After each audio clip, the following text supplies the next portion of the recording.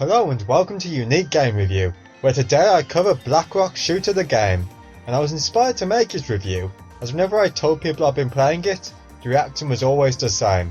I've never heard of that game, what is it? And this video is the answer to that question. So, without further ado, let's rock. Unique Game Review, Blackrock Shooter the game. So to kick things off, let's talk about the heart of the game, the gameplay. And the heart of this heart is the combat, as there's not really anything particularly interesting outside of it. It's all just your standard basic stuff. You walk about, go to objectives and customise some skills. Though some of this basic stuff is handled weirdly poorly. For example, with healing items, you can only carry 5 of each item. But the game never tells you this, and it even represents the number of items by a 2-digit number, which implies the wrong information about item limits. It's not a big thing, but it's something that I noticed, and it's important to do the basic elements right.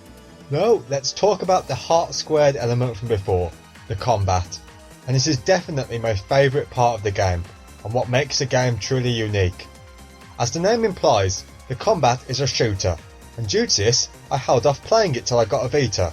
Though, this was completely pointless as aiming is handled by the left stick. This is because you don't actually have free movement. You can only dodge, moving between 2 fixed points. The only other game I've seen do combat like this is Time and Eternity, also made by Image Epoch, this game's developers. But I'm not so eager to play that one. As well as the dodging movement mechanic, the other big mechanic to the combat is the heat gauge. Dodging and shooting fill up this gauge, so you have to balance action and inaction to manage this gauge, as if it fills up, you become temporarily stunned, unable to act, leaving yourself completely open to attack. You also have a set of special moves that don't affect the heat gauge, instead acting on your own cooldown timers. What this all added together does is lead to this kind of reactionary rhythmic feeling that has a really great flow to it. Occasionally it seems like the enemies can get out of sync, making it seem like some attacks are impossible to dodge. Though I'm aware that it might be that I'm just not skilled enough to dodge them all. It seems like it's a decent variety of enemies to fight, but you will find that within any area there will be repetition of what enemy types you are fighting. But I feel this is intentionally done to help with the rhythm of combat, as you learn the attack patterns, allowing you to get more in time with your attacks and control the flow of battles. Earlier I said that the gameplay outside of the combat isn't very interesting, but there's one part that goes against that statement, which is the motorbike section. What I really like about this part is how clever it is at adding variety. The motorbike tests the same kind of skills as the combat, but presents it in a different way. You have to dodge incoming enemies, and timing it right builds an attack you can use to give you a break from incoming enemies. It elicits the same kind of rhythmic feeling of the combat. This is how variety in a game should be done. It mixes things up while still testing you on the same kind of gameplay the game is made up of. As opposed to, say, the motorbike section of Final Fantasy VII, which was completely disconnected from the way the rest of the game played. I suppose now I should talk about some of the other game elements, so let's talk about those graphics. And well, frankly, they're okay. I can't call the graphics particularly bad, but the main problem is that there's nothing particularly memorable in the way of stage design, except for maybe the final level, and leaving it some time after playing it, I struggle to think of any of those other level designs that have stuck with me. Though, what has stuck with me isn't exactly positive. I can't help but feel that some of the bosses were a bit over-designed. You have black and white outfits with a layer of one particular colour over the top, like a mix of Organisation 13 and the Power Rangers. Take this red guy for example. It looks like it just kept adding things to him. Where's my focal point supposed to be?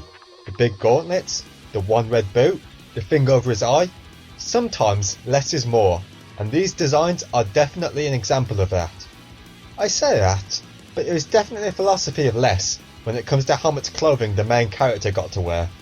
Because obviously, when you make a super soldier, you want to leave the greatest surface area possible exposed to attack. PS, I have segued into story now, and this is why I try to be funny, so you have been warned. And I have a lot more to say within this area. So our protagonist is meant to be a super soldier clone to help save the last remnants of humanity from an attacking alien race. So who's this super soldier clone based off?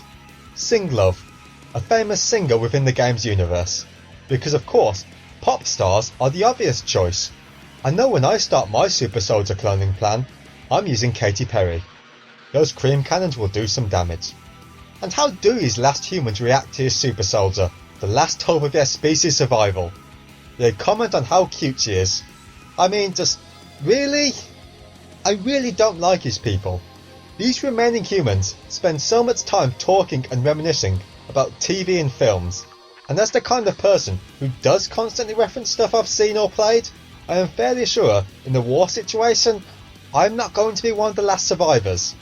And even if I was, I think after all of society collapsing and have my friends and family die, I'll be thinking about other things than how good the Futurama Roswell episode was.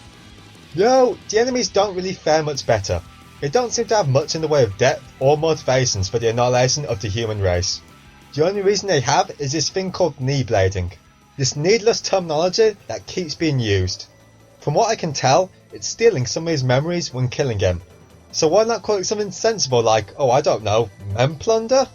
Knee blading just sounds like stabbing a guy in the knees. But maybe I just don't get the story and characters as I've never watched the anime. But this game is meant to be set in an alternate universe to that, so it's a big failing that it doesn't stand up on its own. I know I've been a bit harsh in this game, but that's because I saw something really great within it.